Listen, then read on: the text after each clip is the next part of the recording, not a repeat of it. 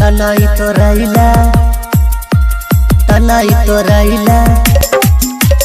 तनाई तो रैला तनाई तो रैला माल जाछो भैया तनाई तो रैला तनाई तो रैला तनाई तो रैला तनाई तो रैला तनाई तो रैला माल हमर जाछो भैया तनाई तो रैला तनाई तो रैला माल हमर जाछो भैया तनाई तो रैला माल हमर जाछो भैया तनाई तो रैला चले न हम हूँ जेबे ओने घुरैला चले न हम हूँ जेबे ओने घुरैला माल जाछर भैया तनाई तो रैला हमारो माल जाछो तनाई तो रैला माल जाछर भैया तनाई तो रैला माल हमर जाछो भैया तनाई तो रैला माल हमर जाछो भैया तनाई तो रैला माल जाछर भैया तनाई तो रैला हमारो माल जाछो तनाई तो रैला माल जाछर भैया तनाई तो रैला तनाई तो रैला तनाई तो रैला माल जाछो भैया तनाई तो रैला तनाई तो रैला तनाई तो रैला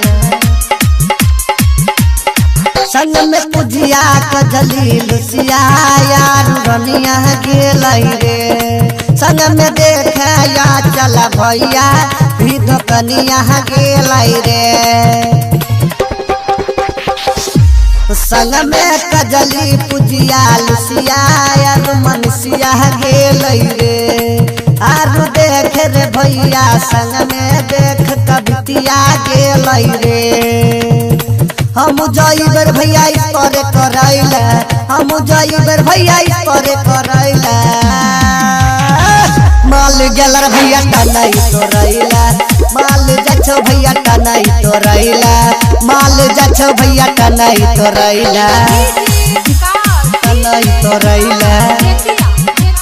तनाई तो रैला तनाई तो रैला माल जाछो भैया तनाई तो रैला तनाई तो रैला राइटर निखिल निराला के रखे तगेलै रे हमर चकला मौला नगर में भैया भेट भेलै रे हाँ राइटर निखिल निराला के रखे तगेलै रे हमर चकला मौला नगर में भैया भेट भेलै रे मुंचुन के देबै नहीं कुछौ करैले मुंचुन के देबै नहीं कुछौ करैले माल गेलर भैया तनाई तो रैला हमारो माल गेलै तनाई तो रैला माल गेलर भैया तनाई तो रैला शारदा रिकॉर्डिंग स्टूडियो कटिहार समेली चांदनी चौक चौराहा।